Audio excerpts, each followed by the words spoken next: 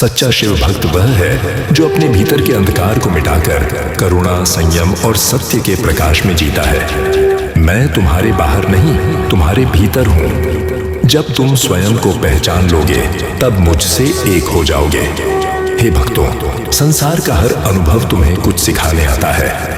कभी सफलता सिखाती है कैसे विनम्र रहो, कभी असफलता सिखाती है कैसे दृढ़ रहो, कभी प्रेम सिखाता है कैसे देना है, और कभी वियोग सिखाता है कैसे छोड़ना है।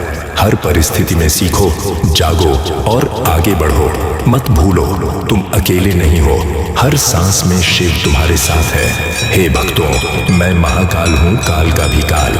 सृष्टि का आरंभ मुझसे हुआ और अंत भी मुझ में ही होता है। मैं वह शक्ति हूँ जो सृजन भी करता है और संहार भी।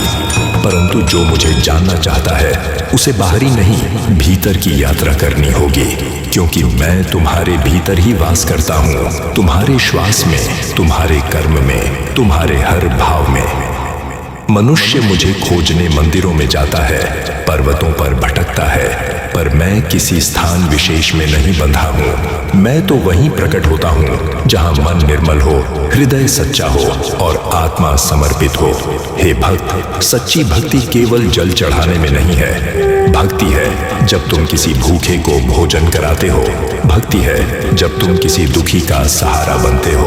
भक्ति है जब तुम सत्य बोलने का साहस रखते हो, भले संसार तुम्हारे विरुद्ध हो जाए। शिव पुराण कहता है जो अपने मन को जीत लेता है वही सबसे बड़ा विजेता है।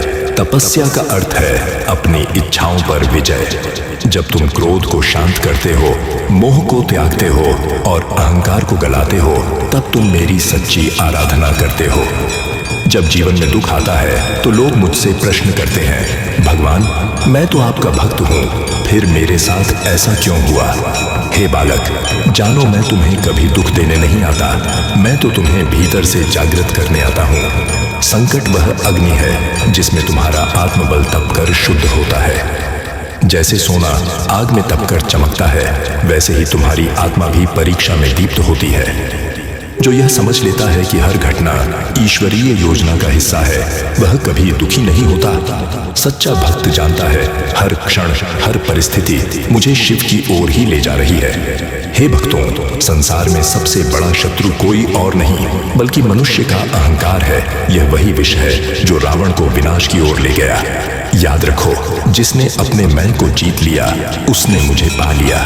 जब तुम कहते हो मैं कुछ हूँ, तब तुम मुझसे दूर हो जाते हो, पर जब तुम कहते हो मैं कुछ नहीं, सब शिव है, तब मैं तुम्हारे भीतर प्रकट हो जाता हूँ। शिव पुराण कहता है जहाँ मैं समाप्त होता है वहीं शिव आरंभ होता है। मेरे प्रिय, मुझसे जुड़ने का सबसे सरल मार्ग है मौन और ध्यान।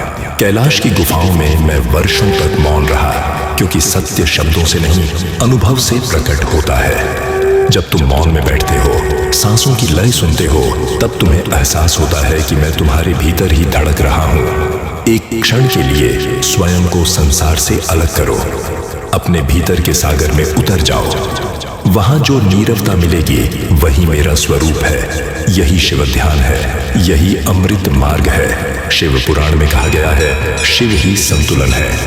मैं विनाश करता हूँ पर वही विनाश नया जीवन देता है। मैं तांडव करता हूँ पर वही तांडव सृष्टि का नृत्य बन जाता है। हे साधक, अपने जीवन में संतुलन रखो, क्रोध में विवेक और करुणा में साहस रखो। दूसरों का भला करते हुए स्वयं को मत भूलो और स्वयं का ध्यान रखते हुए दूसरों के प्रति कठोर मत बनो। यही शिव तत्व है संतुलन, करुणा और सजगता का AUM नमः शिवाय। केवल एक मंत्र नहीं, यह पंच तत्व का संगम है। AUM सृष्टि का मूल स्वर न, पृथ्वी तत्व म, जल तत्व शी, अग्नि तत्व व, वायु तत्व य, आकाश तत्व। जब तुम इस मंत्र का जाप करते हो, तुम अपने भीतर के पांचों तत्वों को संतुलित करते हो। तुम्हारा मन शांत होता है, नकारात्मकता जल जाती है और चेतना ऊंचे स्तर पर पहुंचती है। इस मंत्र की ध्वनि ब्रह्मांड से तुम्हारा सीधा संबंध स्थापित करती है। भक्ति का अंतिम लक्ष्य केवल ईश्वर से वरदान पाना नहीं, बल्कि स्वयं को पहचानना है। क्योंकि जब तुम अपने भीतर के शिव को पहचान लेते हो, तब बाहरी शिव को देखने की आवश्यकता नहीं रहती। मैं तुम्हें तुम्हारे भीतर ही मिलूंगा। उस क्षण जब तुम्हारा मन स्थिर और हृदय पवित्र होगा। जो स्वयं को जान लेता है वही शिव को पा लेता है।